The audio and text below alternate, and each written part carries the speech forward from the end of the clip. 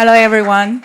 Wow. I'm really thrilled to be here. And with me today, Ms. Peggy Hu, CEO of Audemars Piguet.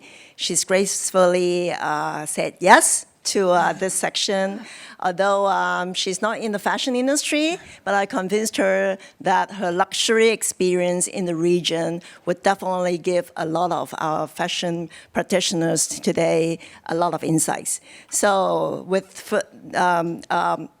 my section starting, I'd love to remind the audiences that we have a QR code for questions. So on the screen, if you have questions, do type in, and we'll see whether we can have time for some questions. So without further ado, Peggy, definitely you've been in the front seat row and witness the evolution of the luxury market in the Greater China region. What initially surprised you when you first started, and how has that initial perception changed over the last few decades, or maybe 1 or 2 decades? Thank you, Sophia. So good morning, everyone. So Greater China region is one of the most dynamic region in the world. So it's a very competitive, innovation, creativity has no ceiling. So we witnessed over the years, we transform our business model from the wholesale and to retail, meaning we are more engaged with our client. So we see the more and more collectors is not only more knowledgeable, appreciation for the watches knowledge. In the meantime, we have more and more younger clients as well as woman collectors. Especially woman collector, they are more appreciate about the complication, the movement, the colors. So overall, the very diverse collector in the profile in the Greater China, and they are not only buy watches, they more invest on the legacy, craftsmanship, or logical history as well. Yeah, I think it's important that we have equality, of course, and men and women are actually getting more knowledge and getting more understanding of not just fashion, but also watches. I think it's definitely great news to see this change in the region. Now, from your perspective, of course, Audemars Piguet has been it has just celebrated 150 years. Of course, it has its own global strategy. But in Asia, and of course in Greater China, how do you adapt the global strategy to the region? And of course, when you take care of the 4 markets, Hong Kong, Macau, Taiwan, and China, like the audiences or the customers are very, very different. The maturity level, of course, is varied. So how do you adapt the global strategy to regional and then make changes to your strategy when you are working on different markets? Thank you. So basically, we have AP. We are independent, family-owned business. So over the years, over the last 150 years, we have very rich heritage from our founders. So we have craftsmanship. We have very innovative in the watch industry. So once we base on this strategy and how as an umbrella, so I identify the priority to my Greater China region based on the product launch, put the client in the center, more client centricity, and put the watch in the center as well. We align and we define our priority among my region. Once we identify, we have one AP seminar. So I share with my team, all the leaders from the mainland China, from the Hong Kong, from the Taiwan. So we align, we maximize our synergy to identify our strategy in how to implement, amplify in the Greater China region. Yeah, I think definitely when you have different markets, you need to adjust your strategy and to adapt to the customers. So, but then customers also evolve because from the old days, probably we have the Gen X. Now we're more talking about the millennials as well as even Gen Z. And as you know, Gen Z, their values are very different from the other generations. They care a lot about diversity, sustainability. They're totally digital savvy. How do you adapt the message from 150 years to now and be able to speak to different customers, especially the millennials and now more the Gen Z, and down the road maybe the Gen Beta. Okay, so basically, new generation is very digital savvy. So they grow up with a fast-paced, very diverse digital world. So in the Greater China region, we have quite a diverse media platform: Instagram, Facebook, WeChat, Weibo, Line. So it's quite a number of platforms. So we need to ensure our team, they put the new generation in their shoes, create the content, stay relevant. So in order to create this community, so the content creation, the message, how speed up for the message to live on the current world. Yeah. Yeah, I think we in Hong Kong we're simpler. Yeah. We only have a few social platforms when speaking with Gen Z, but of course in Chinese is a lot more complicated. And also we see that Gen Z globally and also in the region that they care a lot about whether the brands share the same values with them. They want to align with brands that have their own culture. Now, speaking of successful brands in the region, a lot of them are cultural players. Definitely, Audemars Piguet is one of the great examples. And how is moving beyond just selling products, but also embedding a brand into the cultural and artistic fabric, a very important element when you're talking about the brand strategy in modern days. Thank you. Audemars Piguet, we have several pillars. We have art, music, gastronomy, sports. So we living on we stay very cultural relevancy. So Audemars Piguet Contemporary APC, we are is dedicated to commission international artists to create artwork around the world. So if you remember, over the years, we have art commission in Hong Kong, which is The Moon is a Living Earth. So we have a local curator, local artist. We exhibit for almost 1 month commission exhibition. In the meantime, we also have an Art Basel rendezvous. So over the years, we also curate with local artists as well. In the meantime, AP with the music. So we have like last year we have 3 markets in the Beijing, in the Hong Kong, in Taikun, and Taipei. So we work with a local artists to do the music festival. So it was to advocate the music spirit to engage with a young generation. So in Audemars Piguet, we believe creativity fits culture and connecting the people together. So this is our goal. Yeah, I see like a lot of the activities you're doing, they are very interactive. They actually you guys are able to bring to life what your brand stands for.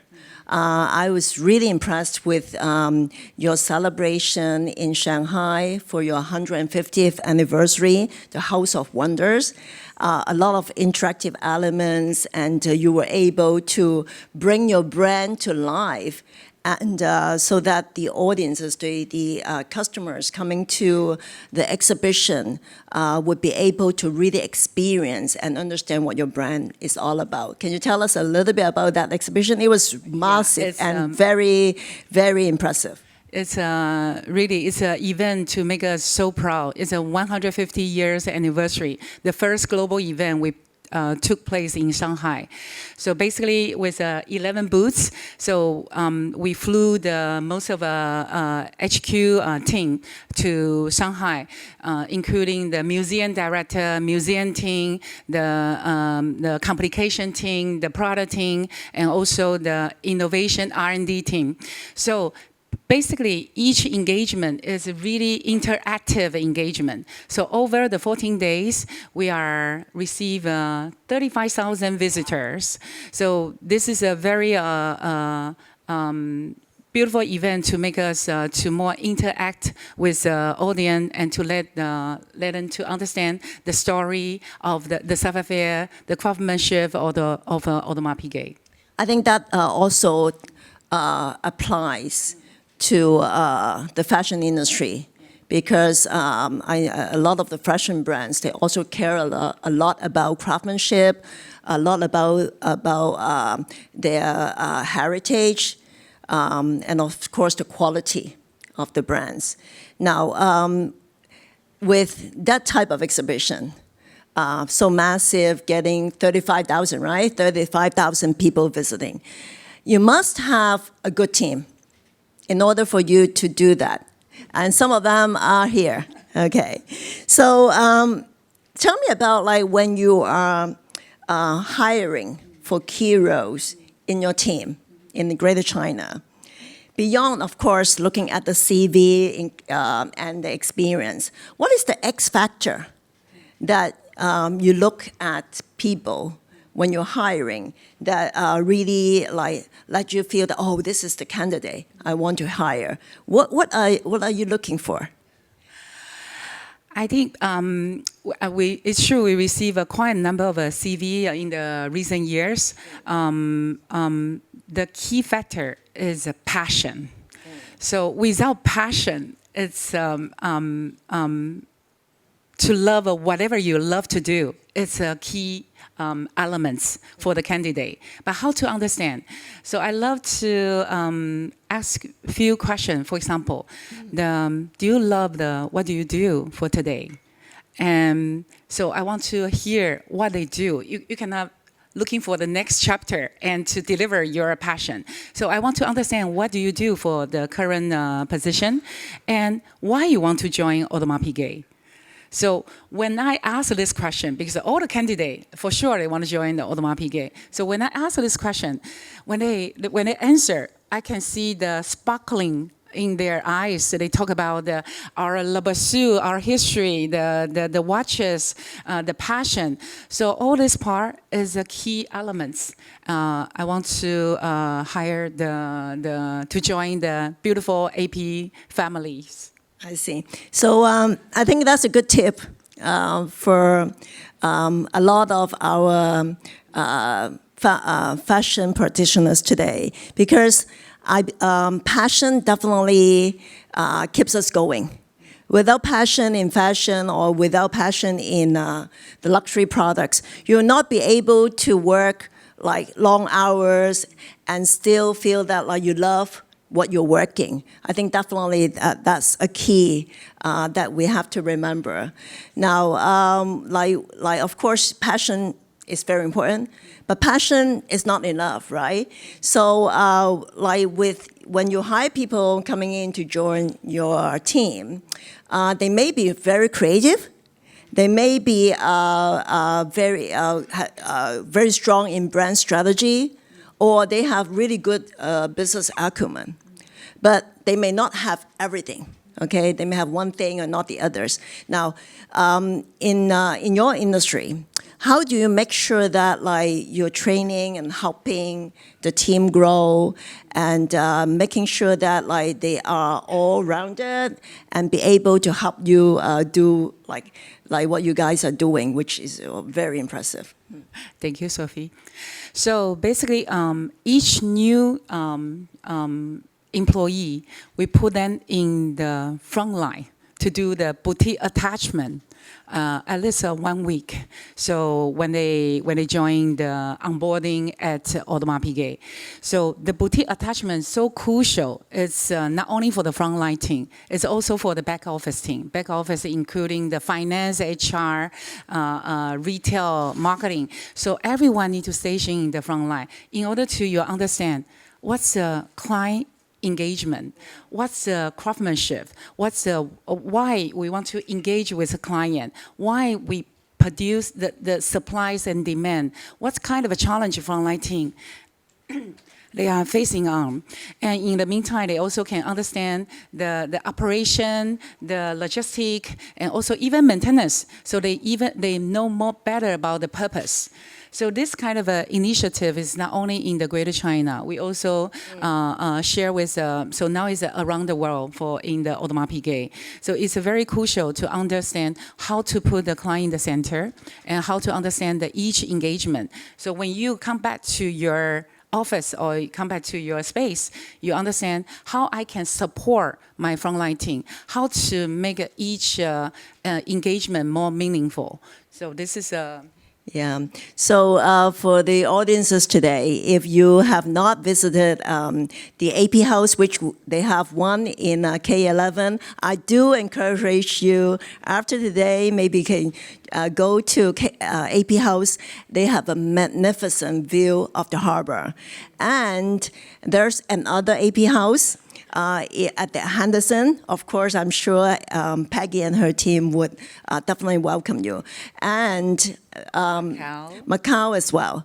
Now, but I think I'm really like proud to say that like AP globally, Hong Kong is the only city that has 2 AP houses. Why do you have 2? You know, it's a uniqueness of the Hong Kong. So Hong Kong has a beautiful landscape. We have $1 million views. We have a higher number of watch collectors. Hong Kong, if you look at the numbers, in the Swiss watch export, from 2009 to 2019, Hong Kong was the #1 export city in the world. So compare with all the country. So Hong Kong is the only city. So firstly, we have a high number of collectors. Secondly, Hong Kong has a beautiful, we only have 7 million people, but we have 50, 60 million of tourists. So this is one of the most beautiful things. And also $1 million view. No matter how you can build beautiful location, your space and shopping mall, you cannot build the $1 million view.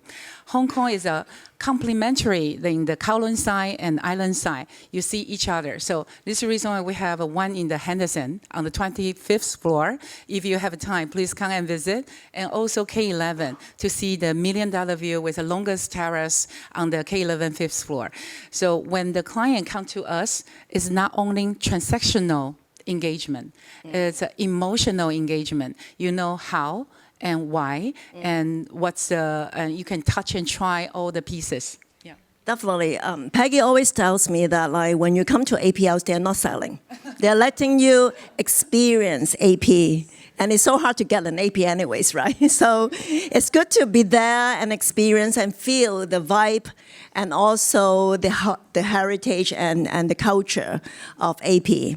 Now, we only have a few minutes left, so let's come to our last question. Now, today we are at a fashion forum, right? Can you share some of your fashion and styling tips? What's your wardrobe like? Because I always see you dressing really nicely in different occasions, very appropriately. So tell us about that. Oh, my wardrobe is overloaded. I'm the shoppingaholic, but I'm get inspired by the key title like L and Bazaar. Oh, thank you so much. Yeah. Harper's Bazaar and L. Thank you. I mix a little bit classic and also followed by the current trend. So, and based on the occasion, the dress code, all these elements. So this is my wardrobe. Yeah. The problem is I never follow one in, one out. I always in. So this is the biggest problem. Many in and nothing out. Nothing out. I think it's music to the ears of a lot of our fashion designers because they want to try, and you try to different pieces.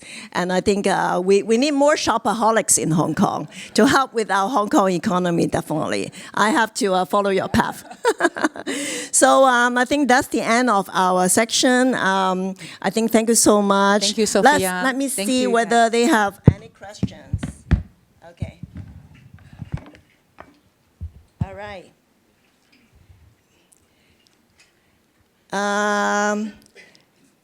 Okay. So, okay, I think